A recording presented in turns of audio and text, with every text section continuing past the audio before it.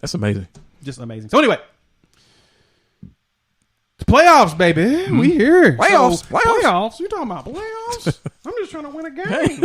Right. So now we know who's in the playoffs, who's not, who's going to be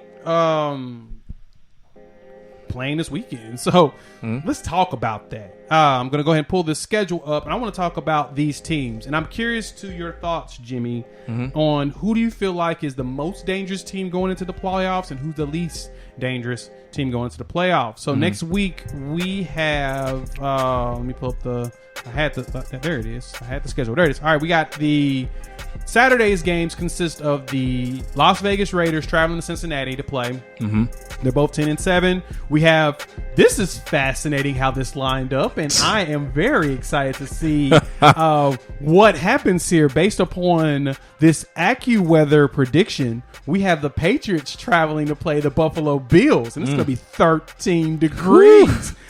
I am very intrigued by this one. And then Sunday, we have most of the games. You'll have the Eagles traveling to Tampa Bay, the Steelers traveling to Kansas City, the 49ers traveling to Dallas. So the Niners-Cowboys rivalry is back. It's back, baby. And then Monday Night Football, we have the NFC West battling out between the Cardinals traveling to Los Angeles to play the Rams. So, Jimmy, who do you feel like is the most dangerous team? And who do you think is the least dangerous team? All right, let me give you, actually, can we do it this way?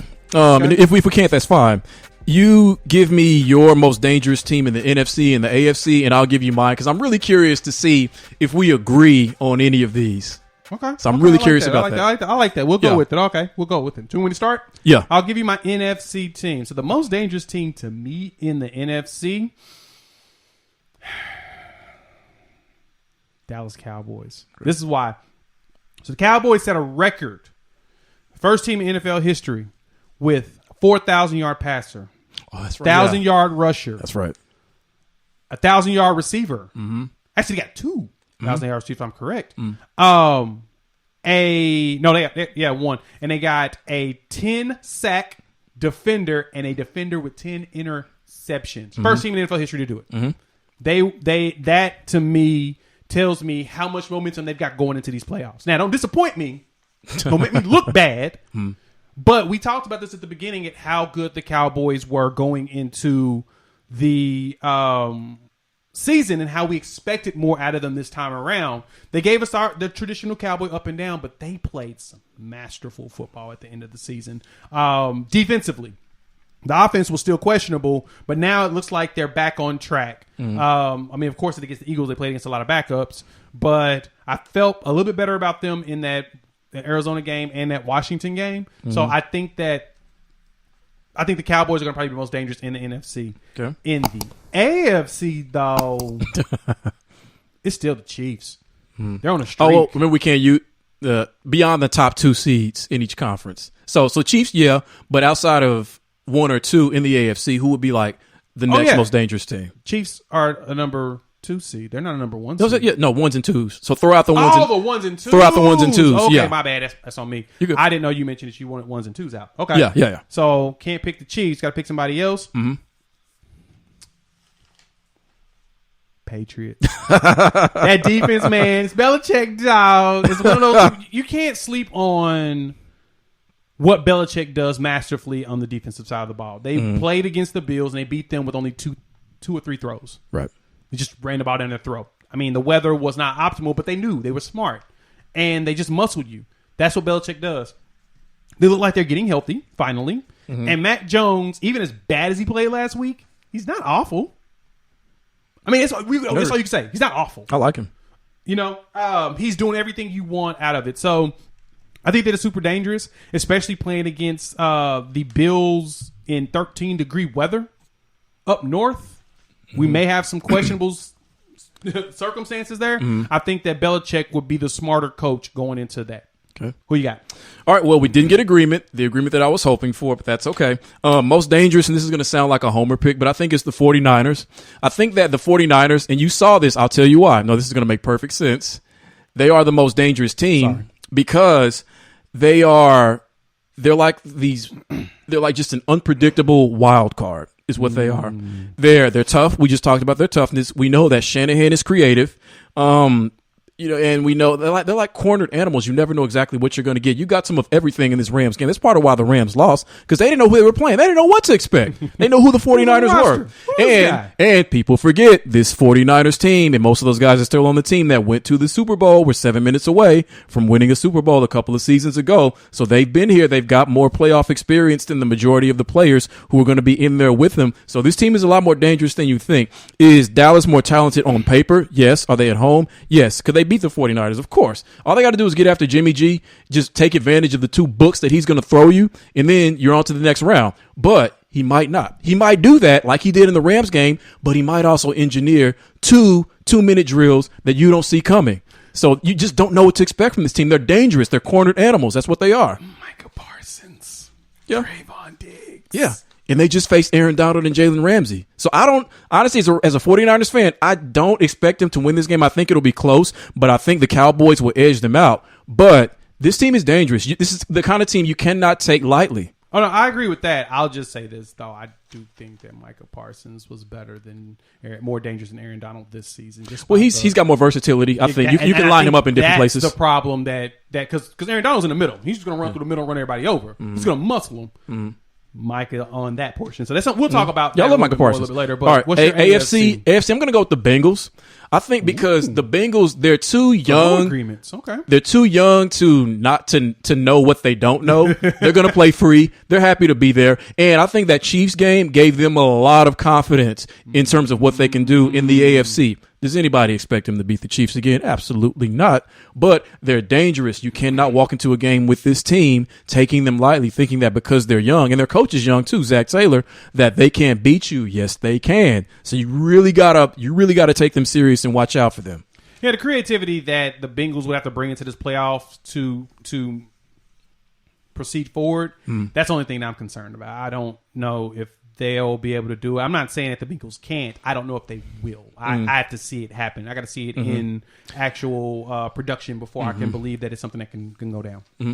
All right. So how about the NFC and AFC, the least dangerous playoff teams? Oh, least dangerous? Good Lord. See, that's the...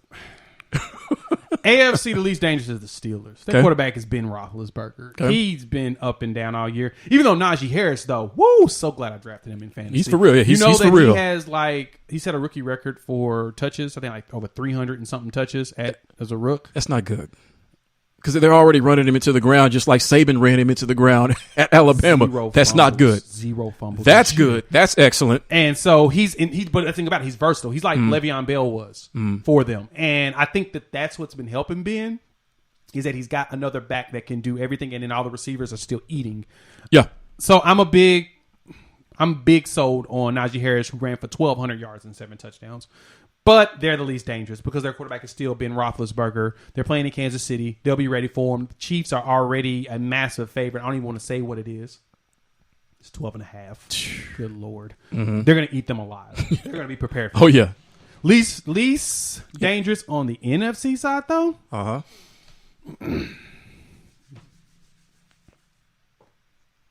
Go ahead and do it. Go ahead and do it. I know what you want to do. Go ahead and do it. I'll listen. It's the 49ers. Okay. There's nothing about them that I feel like is truly a threat going into the playoffs. Their quarterback is Jimmy G, who's still hurt. We can't forget that portion of it. We don't know what he's going to look like. He may look healthier next week, or he goes into that game and that Cowboys defense gets him one good hit and he's gone. That's the one thing I'll give to the Dallas Cowboys defense this year. They're aggressive. They're aggressive. Parsons, Lawrence, that secondary, which gives up a whole bunch of yards, but at the same time are good at hitting. They do a really good job of containing certain players. I think Jimmy G, I'm looking at quarterbacks, and I look at quarterbacks at every team going into these playoffs. I think he is the weakest of all of them in there. And to be honest, I think that Mac Jones got him by an edge, which I would normally never say. Wow. I will give take Mac Jones over Jimmy Garoppolo. Damn. Right now. Right. A rook. I feel bad for saying it, but I really don't. That's the reason why the 49ers drafted Trey Lance, a unpolished raw talent at the top of the draft. They traded, 3 draft picks to get him? obviously they know something that we don't know. That's why I can't go with them. So the two weakest quarterbacks in the playoffs, I feel like, is Roethlisberger and Jimmy G. And so Jimmy G is going to be there. Everybody else is good. Like, I don't know what the run game's going to look like because Elijah Mitchell's been beat up, and then Jeff Wilson has been meh. But Deebo Samuels has basically been taking their carries, and he's doing everything. He's become their Najee Harris. You know what I'm saying? Like, he's in the backfield. Him and Cordero Patterson are doing everything for their team. At a certain point, it's going to cost you.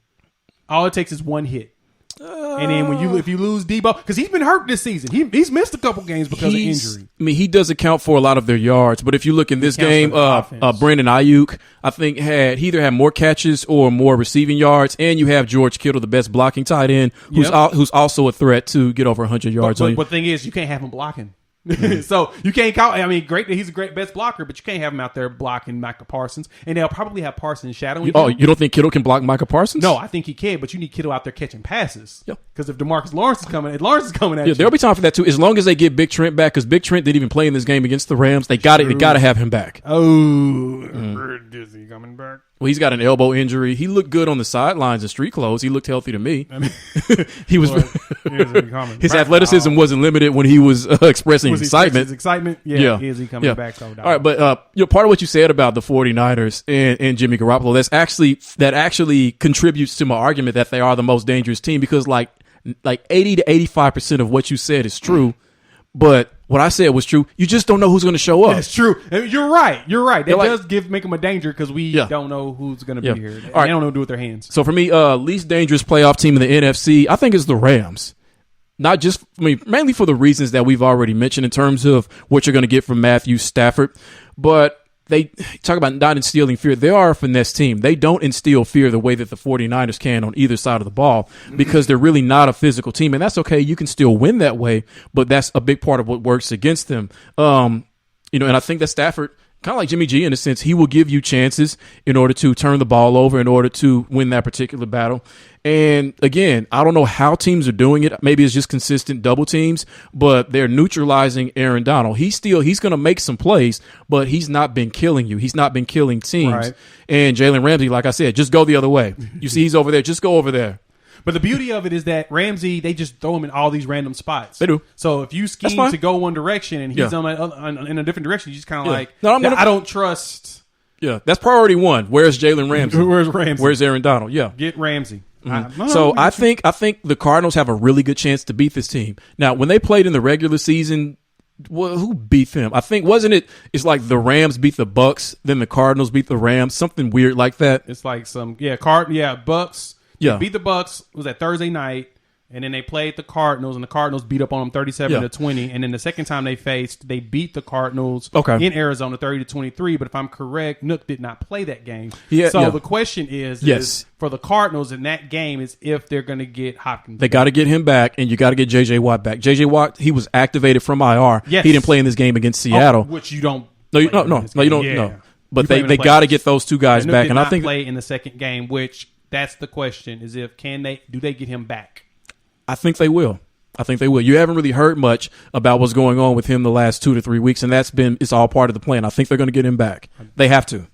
Well, did he go on IR? Yes. So but like 3 week IR is basically what it was. I ain't heard nothing about him being net reactivated. They got time, but I think that's a good thing you haven't heard about him. All right, in the AFC, you got total agreement from me there. It's the Steelers, especially at the Chiefs.